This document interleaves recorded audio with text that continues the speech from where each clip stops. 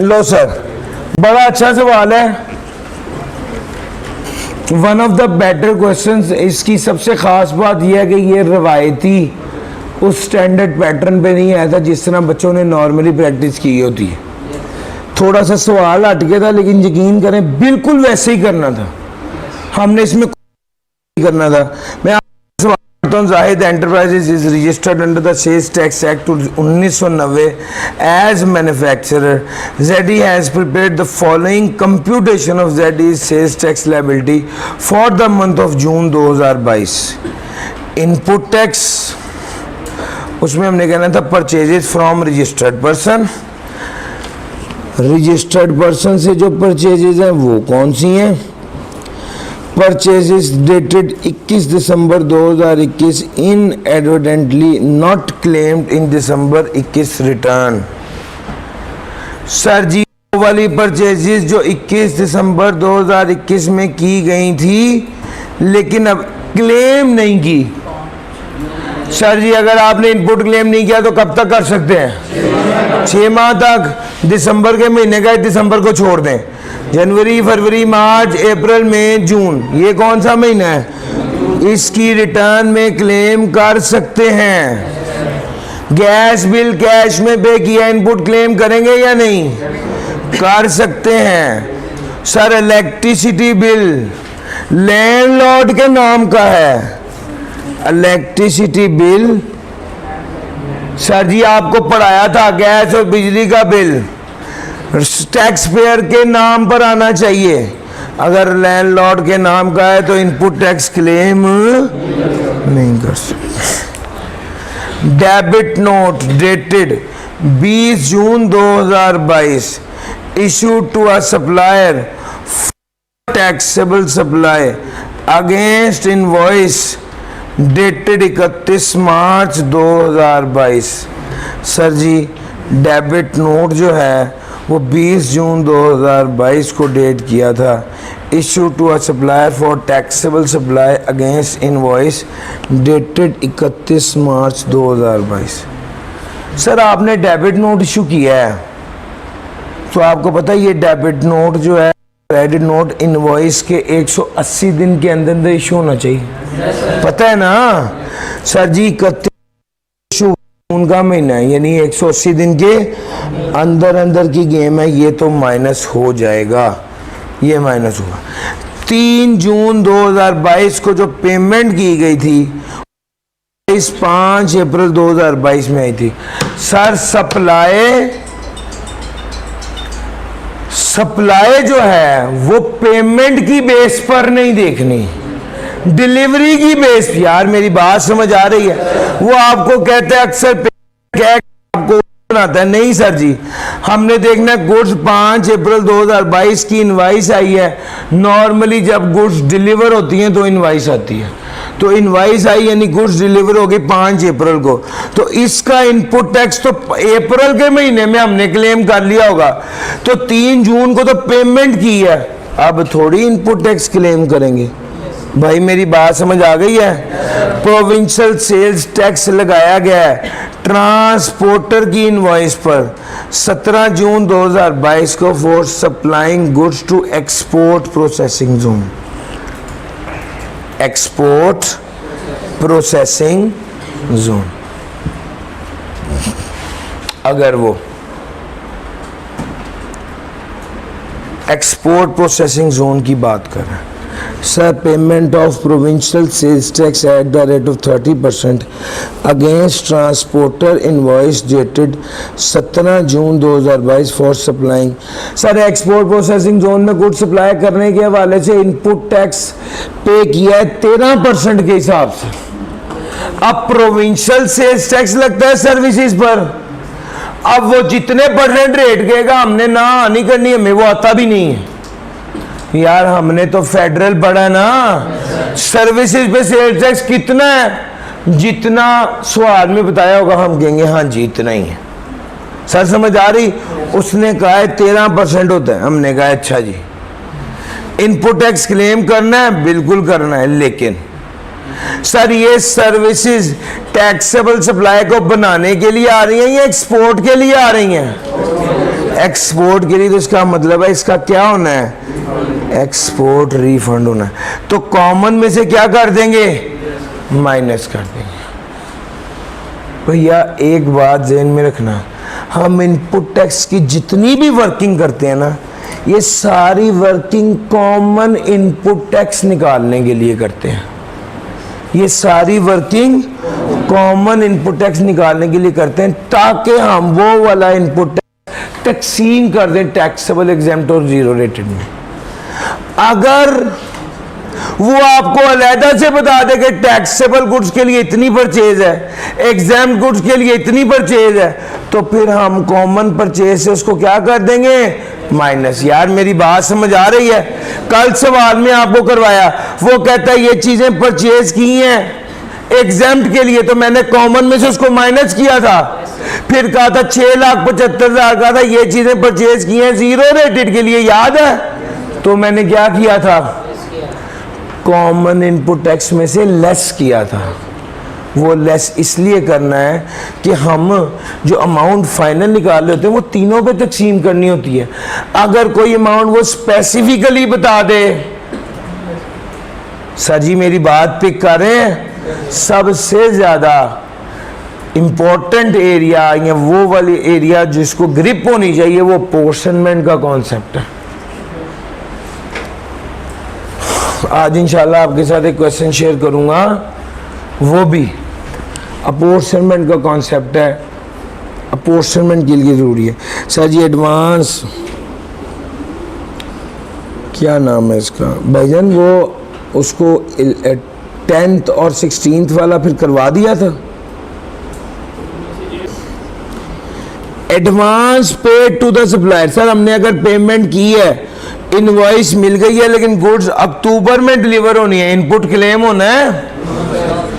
Sir याद रखना, invoice मेरे पास सप्लाई होगी, जिससे खरीदा है वो आउटपुट चार्ज करके एफबीआर को देगा, तो मैं इनपुट क्लेम करूंगा। यार मेरी बात समझ आ रही है? दो तीन चीजें बड़ी अहम है। अगर आउटपुट की बात करूं तो जनाब सप्लाई का होना बड़ा अहम है, यानी गुड्स डिलीवर हो गई हूं। अगर इनपुट टैक्स की बात करूं तो भी सप्लाई का होना बड़ा अहम है। गुड्स डिलीवर हुई है, आउटपुट आया है, तो इनपुट आना है ना। यार मेरी बात समझ आ रही है?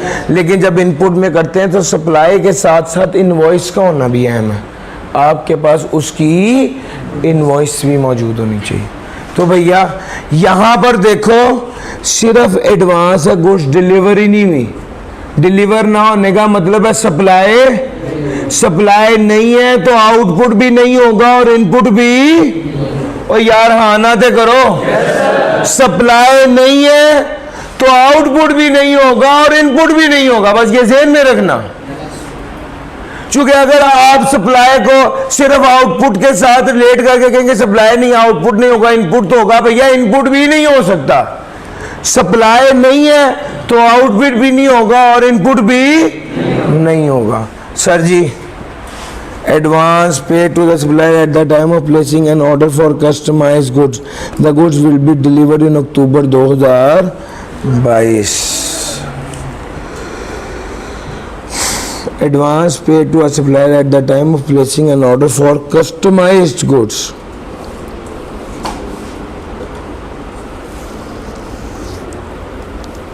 सर ये एडवांस है, इस पर इनपुट टैक्स नहीं मिलना। Purchase of plant and machinery, ये तो वैसे ही प्लांट प्रॉपर्टी इक्विपमेंट की है। आउटपुट टैक्स की बात करता हूँ, 1,80,000 की सप्लाईज हैं और sales of taxable goods. Sir इसके साथ टैक्स कैलकुलेट हुआ हुआ है दूसरे कॉलम में, वो मैं इसलिए नहीं देख रहा चूँकि मुझे पता है मैंने नए सिरे से खुद ही इसकी कंप्यूटेशन करनी है। अनरजिस्टर्ड पर्सन को कितनी सेल की है, वो कहता है taxable goods to unregistered person है 44।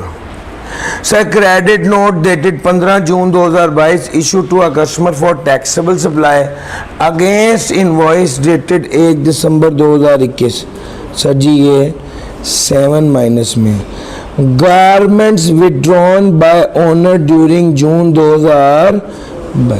सर जी मुझे आप एक बात बताएं, आपने क्रेडिट नोट 15 जून को इशू किया है, आपने चीज़ें खरीदी थी, चीज़ें बेची थी 1 दिसंबर को, दिसंबर के कैलकुलेटर पकड़ना जरा, दिसंबर के 31 दिन, जनवरी के 31 दिन, फरवरी के 28 दिन, मार्च के 31 दिन, अप्रैल के 30 दिन, मई के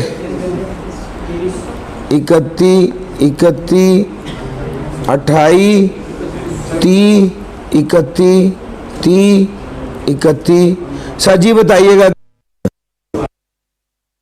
1 और 182 तो अभी हो गया, अभी जून के भी 15 दिन है, 15 दिन जून के भी डालोगे तो कितने हो जाएंगे 197। हम क्या 197 डेज के बाद क्रेडिट नोट इशू कर सकते हैं?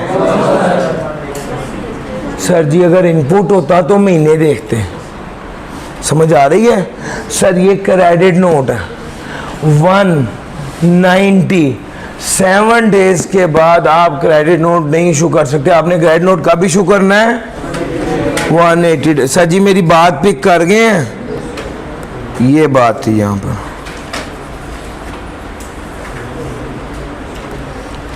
हाँ भाई आगे चलते हैं।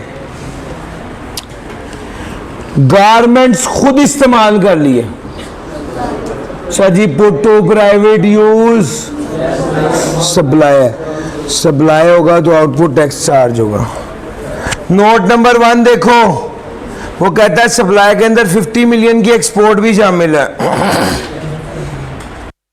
नोट नंबर 2 देखो, वो कहता है नोट 44 मिलियन की जो अनरजिस्टर्ड पर्सन है, sales of taxable goods to unregistered person 44 million. इसके हवाले से क्या है?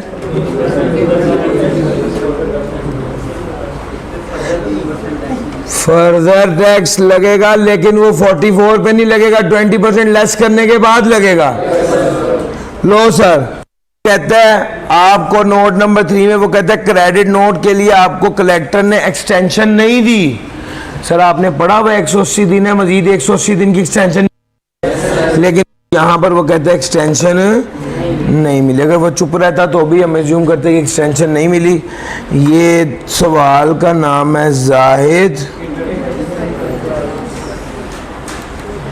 सर कंप्यूटेशन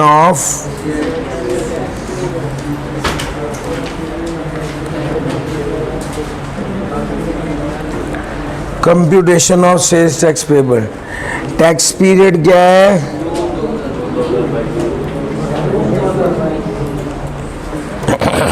करें सर, मेरे साथ रहो यार, अब मैं शुरू करने लगा हूं।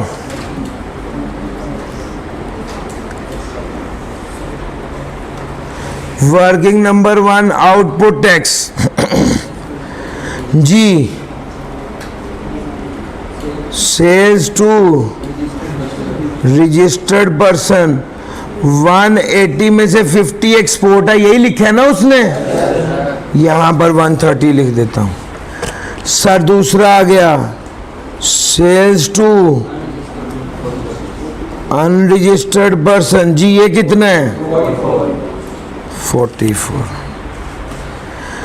क्रेडिट नोट का क्या लिखूं?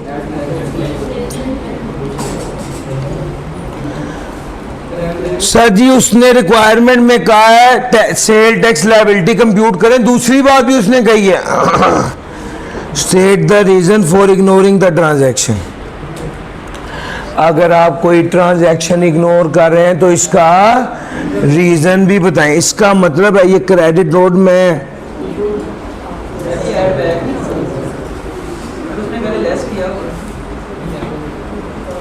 हम खुद से वर्किंग कर रहे हैं, हम उसकी वर्किंग उठा ही नहीं रहे। भैया मैंने उसकी फिगर उठाई है कोई, या उसने कहा कि टैक्सेबल सप्लाई में ये शामिल था? नहीं कहा, तो मैं कैसे ऐड बैक कर दूं? अगर वो मुझे ये कह देता ना कि ये शामिल है तो फिर तो ये होना था, वरना नहीं होना था। आपने देखा होगा वो सवालों में कहता है सप्लाईज में ये शामिल है, तो फिर उसे रिवर्स करते हो ना। यहां पर कोई ऐसी बात है ही नहीं। Sir credit note,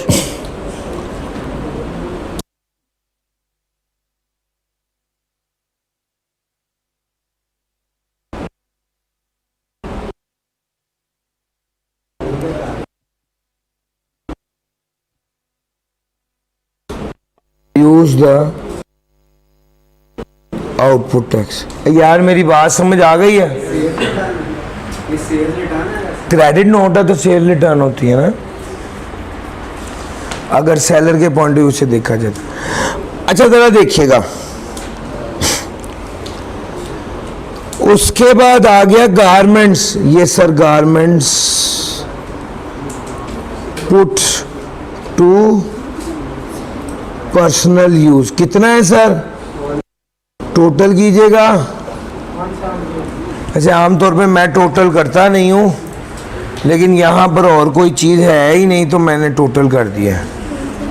low sir working number 2,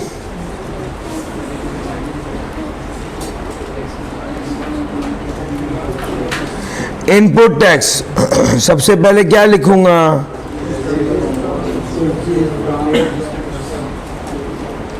purchases from registered person कितना है? 140। Purchases dated 21 December 2021 inadvertently not claimed. Sir गलती से आप क्लेम कर लेंगे। परचेज इन दिसंबर कितना है sir? Gas bill in cash, utility है ना, पता है आपको 50,000 से ज्यादा की पेमेंट कैश में हो तो अलाउ नहीं होती सर, इनपुट नहीं। लेकिन ये क्या है? ये उस रूल की एक्सेप्शन है। या मेरी बात पता चल गई है? 2 भी लिख देंगे। Sir electricity bill,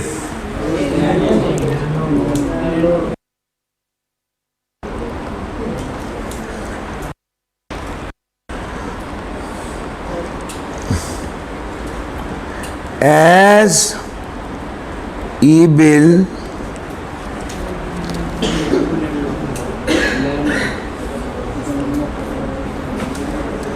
is showing particulars of landlord, so no input tax is allowed। Sir ji clear हो गया?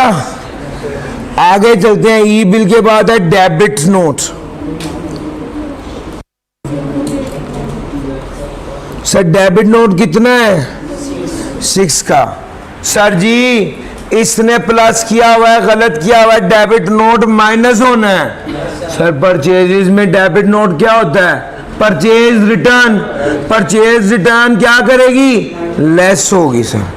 सर जी उसके बाद आ गया सेल्स टैक्स इनवॉइस ऑफ 5 अप्रैल नील। इसका देंगे नोट नंबर 3। नोट नंबर 3 में लिखेंगे sales tax is invoiced and claimed in April, so will not be claimed again on June। यार मेरी बात समझ गए हैं? सर नोट नंबर 3 भी हो गया। आगे चलता हूं और बात करता हूं प्रोविजनल सेल टैक्स। यही है ना adjustment?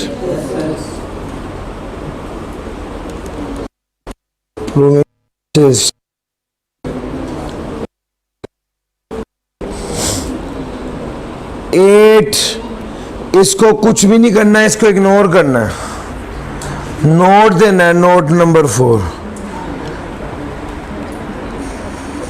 Provincial sales tax relates to, provisional sales tax किससे रिलेट करता है? To zero rated supplies only, so it will not be included in common input tax। भैया मेरी बात पिक कर गए हो? लो सर, नोट नंबर 4 आ गए। 4 नंबर का नोट था, चीजें लिखे बगैर गुजारा नहीं है। अच्छा जी, आगे आ जाओ। एडवांस, इसको भी इग्नोर करना है। Note number 5,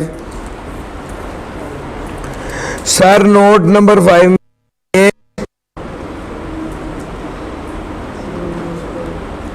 input tax is claimed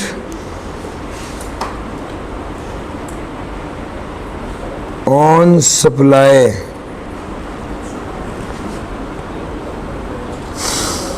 that is after the delivery of goods, after the delivery of goods and issuance of invoice। यार ये कोर कॉन्सेप्ट है। इनपुट क्लेम कब करना है? गुड्स डिलीवर हो गई या नहीं सप्लाई हो गई और इनवॉइस इशू हो गई। सर जी नोट नंबर 5 ये था। नोट नंबर 5 आ गया। अब मेरी बात करो इस पर, ये क्लियर कट। अब तो और कुछ नहीं है, आगे आ गया input tax on plant property. Working number 3 कितनी है सर? इनपुट टैक्स है, sorry, input tax on plant property equipment आएगा 20 का 18%, कितना बनेगा? 3.6 मिलियन। ये वर्किंग नंबर 3 है। अब आ गया वर्किंग नंबर 4। वर्किंग नंबर 4 किसकी होती है? अपॉर्शनमेंट। वर्किंग नंबर 4 किसकी होती है? अपॉर्शनमेंट की।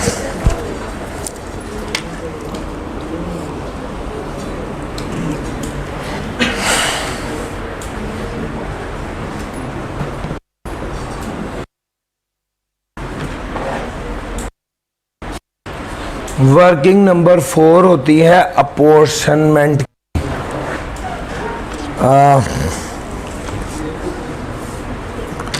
सर जी सबसे पहले हम लिखेंगे टैक्सेबल और जीरो रेटेड, ये दो ही है ना। सर वैल्यू ऑफ सप्लाई बताइए जी, वैल्यू ऑफ सप्लाई बताइए। टैक्सेबल की कितनी है?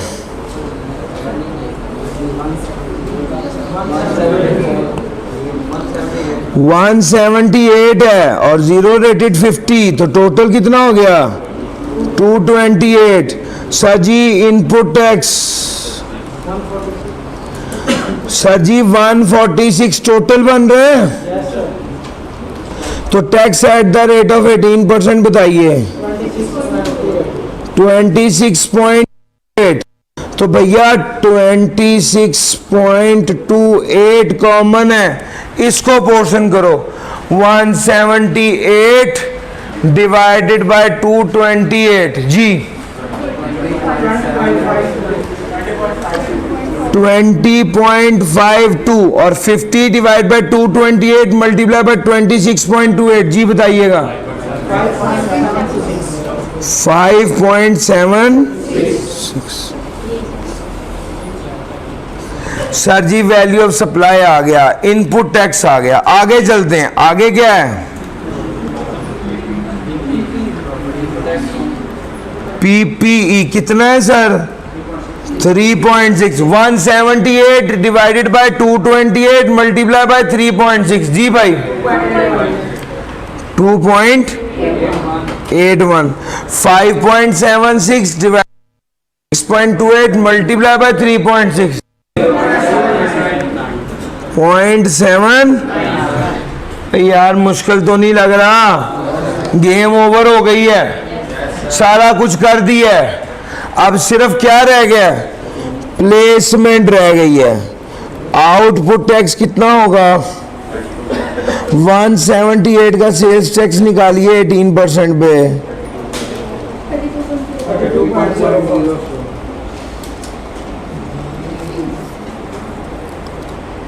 32.04। उसके बाद आ जाएगा हमारा इनपुट टैक्स। इनपुट टैक्स होगा लोअर ऑफ, ब्रॉड फॉरवर्ड तो गिवन ही नहीं है, फॉर द पीरियड बता दीजिए 20.52, इन दोनों को जमा करेंगे तो 20.52 आएगा। 90% ऑफ आउटपुट लेंगे तो 32.04 का, जी भाई 28.84। इन दोनों में से कौन सा, जैसे ही मैंने ये लिखा ज़हन में पहली बात क्या आई, कैरिड फॉरवर्ड। लो सर ये मैंने यहां पर प्लेस कर दिया। Input tax on plant property equipment कितना लिखूं, 2.81। सर जी अब 32 और 2 निकाले, आंसर प्लस ही आ रहा है, फर्दर टैक्स ऊपर आएगा। वो कहता है, ये देखना, वो कहता है 44 अनरजिस्टर्ड को बेचे हैं जिसमें से 20% एंड कंज्यूमर थे। सर एंड कंज्यूमर पर तो इनपुट टैक्स, एंड कंज्यूमर पर तो फर्दर टैक्स, यानी मैं शॉर्टकट में ये लिख सकता हूं 44 के 80% का 3%, जी 1.06 कर देता हूं भाई। सर जी बता दीजिए मुझे सेल्स टैक्स पेबल 9.77। सर जी 9.77 आ गया। अब उसके बाद अगला पॉइंट क्या है, एक्सपोर्ट। यार एक्सपोर्ट रिफंडेबल इतना सीधा नहीं है, आमतौर पे तो हम बस इन दो फिगर्स को लिख लेते थे 5.76 प्लस 0.79, लेकिन एक चीज और है, क्या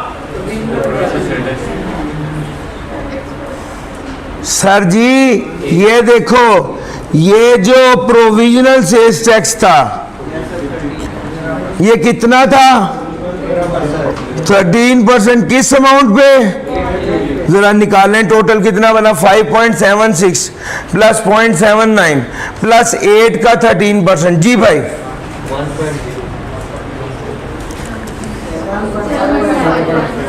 7.59।